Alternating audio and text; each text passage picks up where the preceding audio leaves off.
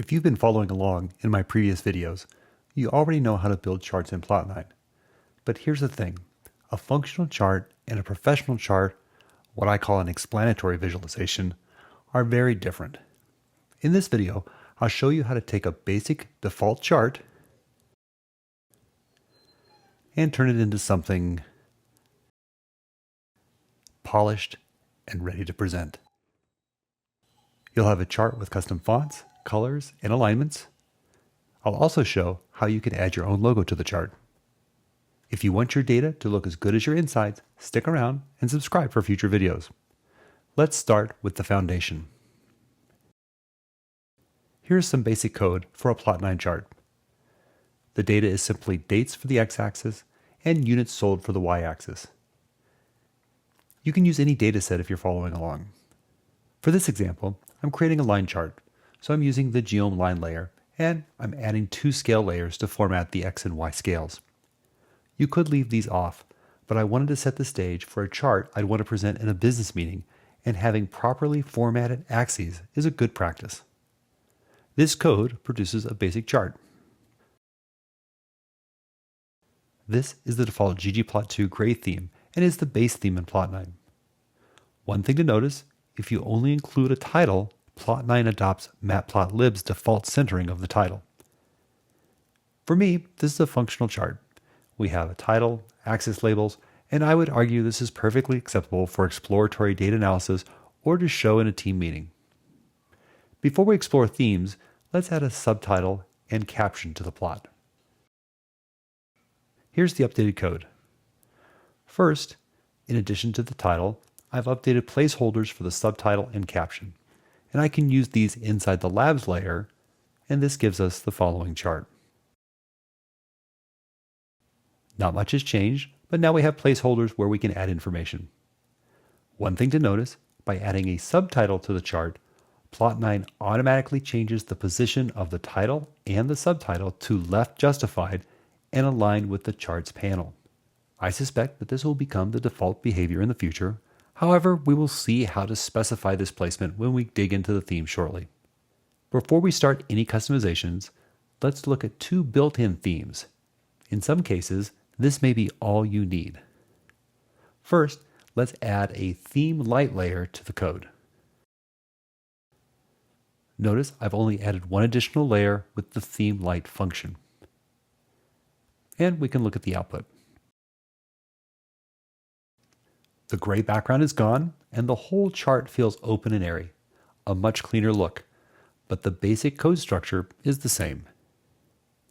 Next, let's apply the theme classic layer to the chart. You can see in the code that I've simply replaced the theme light layer with theme classic, and this produces another version of the chart.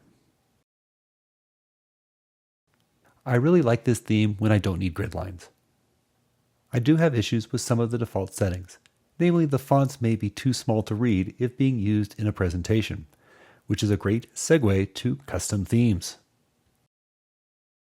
When working with themes, you can make global changes to the chart or drill down to specific elements.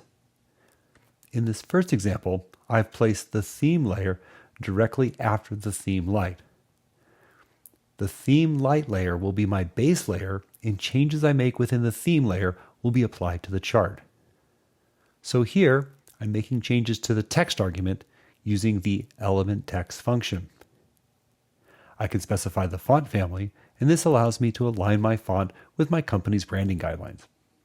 Arial is a popular choice as it's readily available across different operating systems. Let's make a few more additions and build out a custom theme. We'll start with the title because once you master this, the same principles apply to the subtitle and caption. In Plotnine, you customize text elements with the element text function.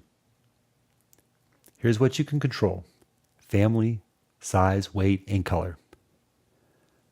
I'm going to make our title bold, bump the size up so it commands attention, and apply a brand color. I don't really need the family argument here as it's matching the value I provided above. However, if I wanted to change this for some reason, I do have the option. Let's look at the results. See how the title now stands out? Larger, bold, and in our brand color. That's the power of element text. A few simple parameters and your chart goes from generic to intentional. Let's continue to customize this theme. The subtitle works exactly the same way using the element text function. Here, I'm only setting the font size, but family, weight, color are all available. Notice I've set the font size slightly smaller than the title to create hierarchy. So let's zoom in and look at the other customizations. First, I can conveniently set the size of the figure. I prefer a wider aspect ratio, so I've set this to 6 inches wide by 4 inches high. Second, I prefer the position of the title and the subtitle to be left justified with the plot, not just the chart's panel, which is the default. Third, I've adjusted the caption and its position. Finally, I've made some choices on how to format the X and Y titles, or labels. Notice I'm removing the Y-axis title with a new element blank function, and this allows me to use the subtitle as the de facto Y-axis label. You can see another new argument in the element text function, HA for horizontal alignment. We can now look at the chart.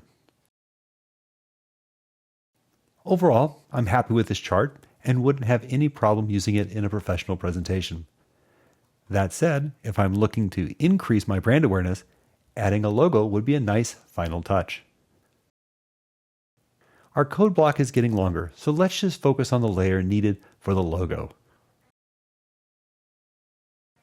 I'm not sure if the watermark function was intended for logos, but it provides a simple way to add one. We only need to specify the file location, anchor points, and an optional alpha value to control the image transparency. One downside with this function, there's no way to set the size of the image, so you'll need to have the correct size available before you start.